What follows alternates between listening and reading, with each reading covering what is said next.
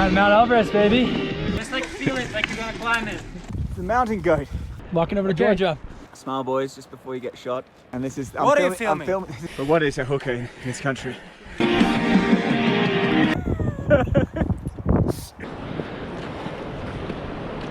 Good morning, everyone. Welcome to day one of the acclimatization and day two of the trip.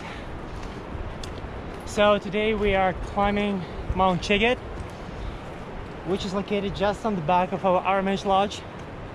There are basically two options for today's acclimatization. So first is you can hike up Mount Cheget, and the second one is you can hike up Mount Terskal, and the trail starts in Terskal village.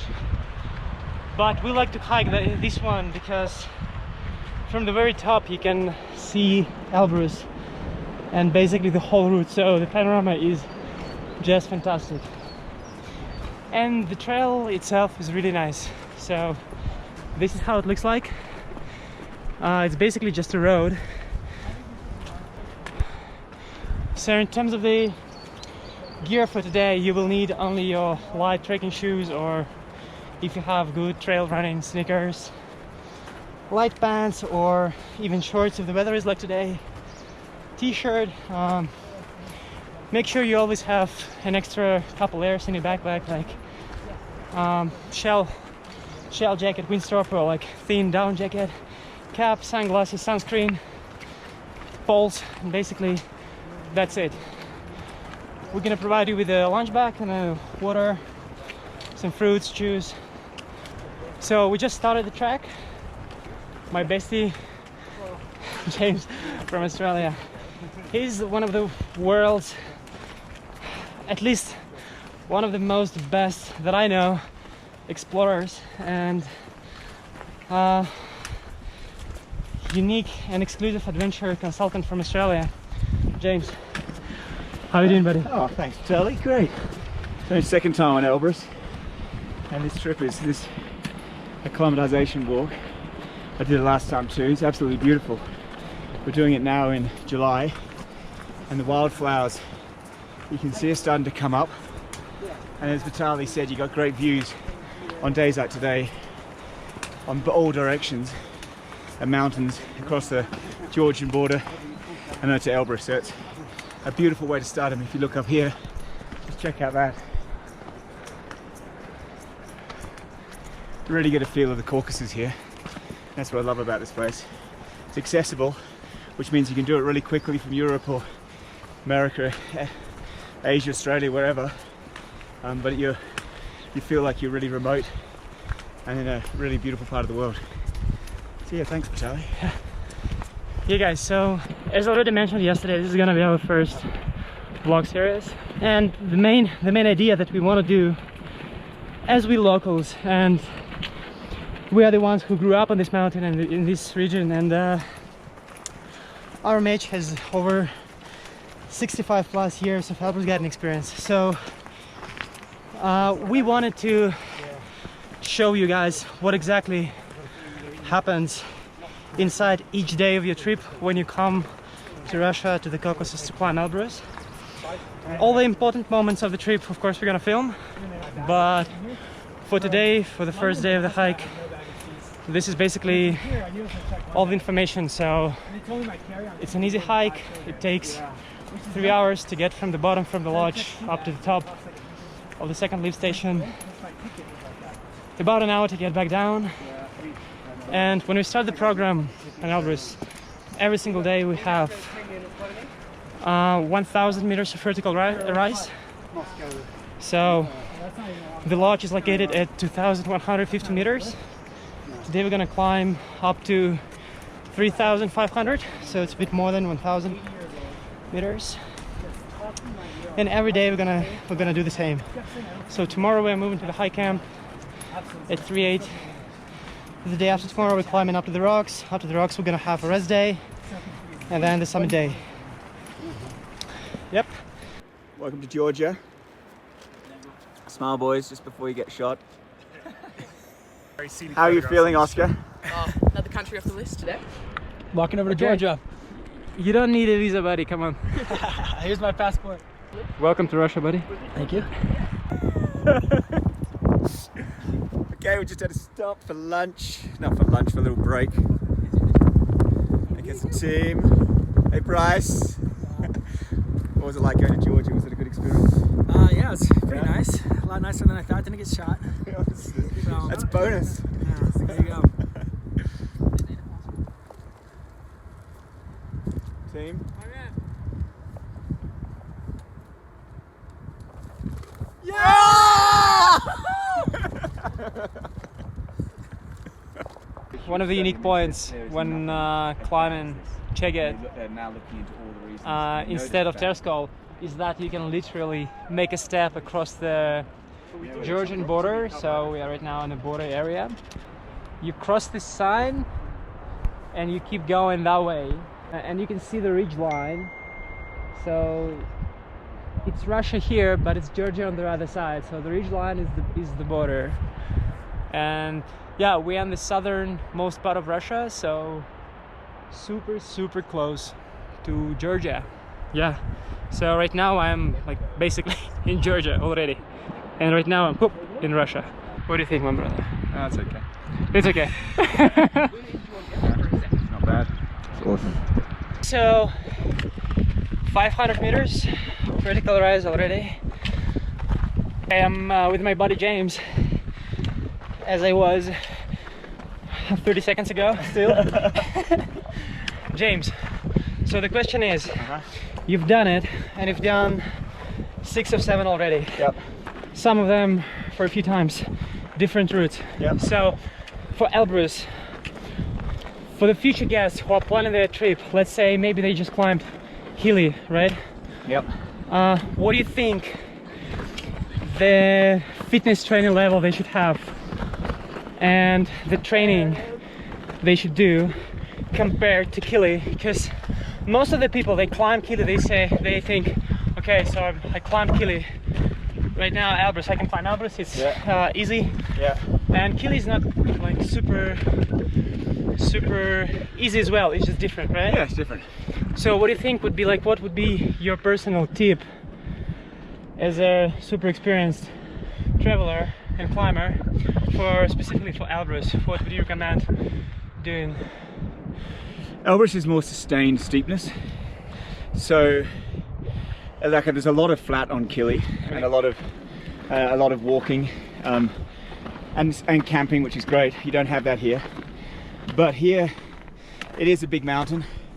They're volcanic peaks and volcanoes. I mean, I know Kilimanjaro is, but if you've done Kilimanjaro, you remember the last morning where you actually do the kicker. It's a bit like that on Elbrus, but almost from the start. So it's a much more sustained climb. It's colder than typically. I know Kilimanjaro can get very cold, and it's windier typically.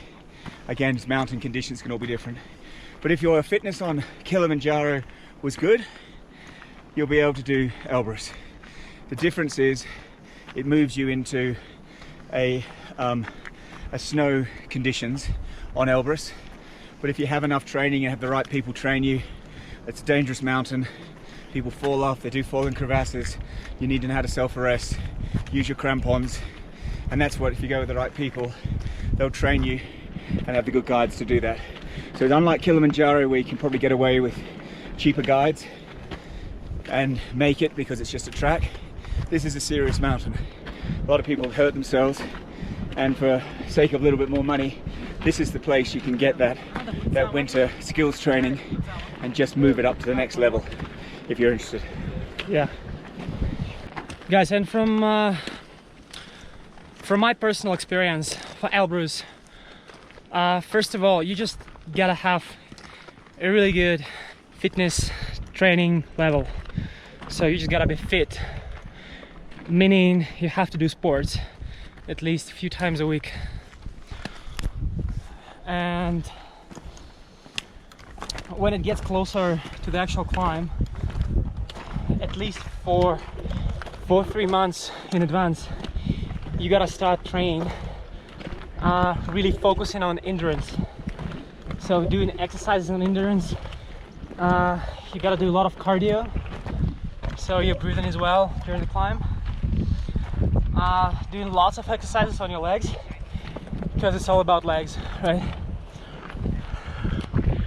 And when you book with us, guys, last year we set it up the most. How you guys doing? Killing it. That's good. Oscar, you doing good, buddy? Yeah, all good. That's awesome. So yeah, last year we set it up a unique training plan, like 12-week training plan for Elbrus, in cooperation with Chris Draper, who is he won Ironman race in Hawaii like 6 times in a row, and like what he does in life for the last like 25 years is he trained people for ultra marathons, serious climbing expeditions. So he climbed Elbrus with us, the both routes, from the south and from the north. And last year we set it up the most unique training plan, 12-week training plan plus nutrition plan for climbing Elbrus. So when you guys book with us 12-week in advance before your trip starts, we send you you given access to these like training materials, and this is day-by-day training with the exact exercises you got to do. So keep this in mind. Yeah, but it's also, there's a lot of work, and you know, you're dragging heavy sleds, and every day it's cold, it's a hard environment. You guys talking about Denali? Yeah, talking about Denali. You know, to do it back to back, or you fly back and you have your Fairview night or two, and then you rotate back in again. It's a big call. So approaching the first station. I've been going now for about an hour and a half, and the best thing about the station I remember from last time is there's a restaurant and beer. So I'm hoping that there's an altitude remedy. This guy, In the form of a nice he's Russian amber beer. he's the future of Australian YouTube vlogging. Yeah. Tell you. Follow me and you'll find out how to climb big mountains. Drink a lot of beer. If you want to follow this guy, swipe up, hit the link below, get the subscribe button. Hold on, I should finish my sentence. Have hookers in the evening. But what is a hooker in this country? Vitaly? It is actually shisha. And every single time I was like, yo guys, you wanna have hookah tonight? Like Australians and Americans are like, what, like, what do you mean? I'm like, shisha. And they're like, And then have a 200-degree sauna, is that right? Vitaly? Yeah, I mean, when we got into yesterday, it was definitely 200 plus, 100%. So that's how you climb big mountains.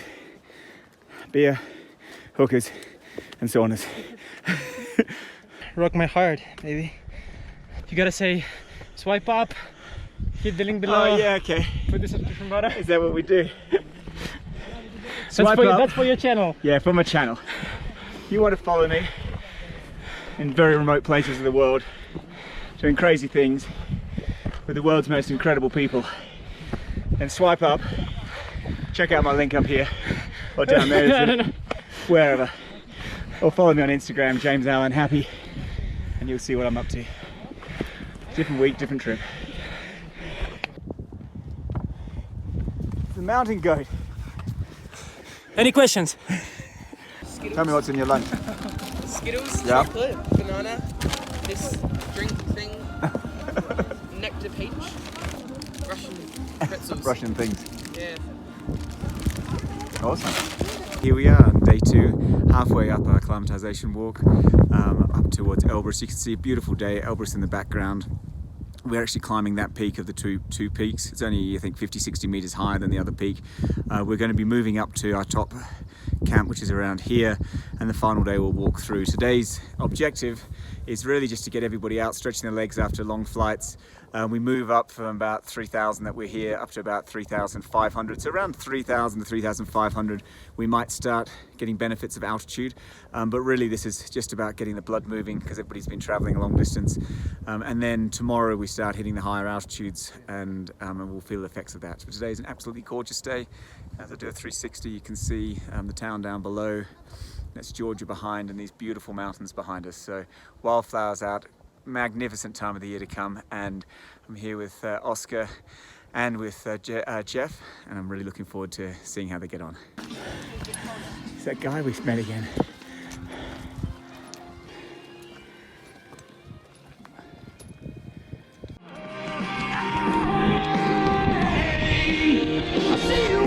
What do you think, buddy? Beautiful paradise. 10,000 feet now? Yeah. Look at this weather, I mean, come on. Mount Elbrus, baby. Yeah, there she is. I'll be there in a couple days. All of her glory.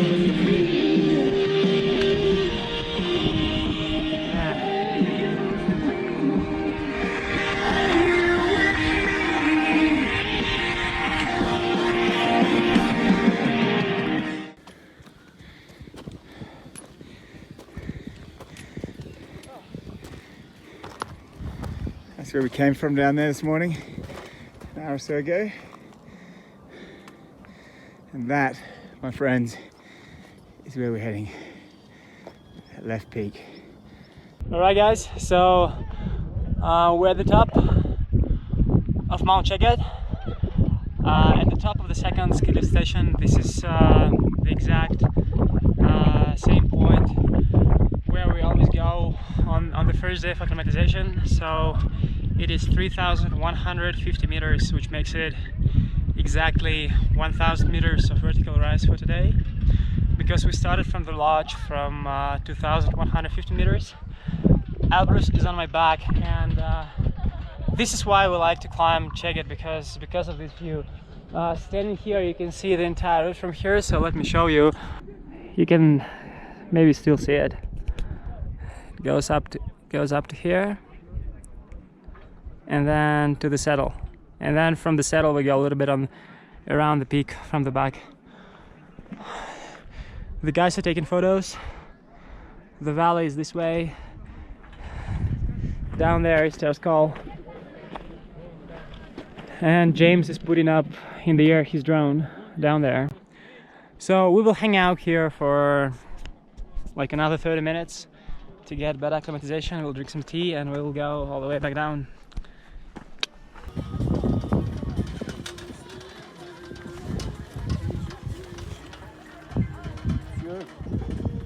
I'll go next one. Enjoy it. It was much easier coming down than up. Yeah, it was a lot easier coming down. True. What are you filming? And this is What are you filming? I'm filming. This guy what still are you with filming? us. He's still with us ever since the airport. What are you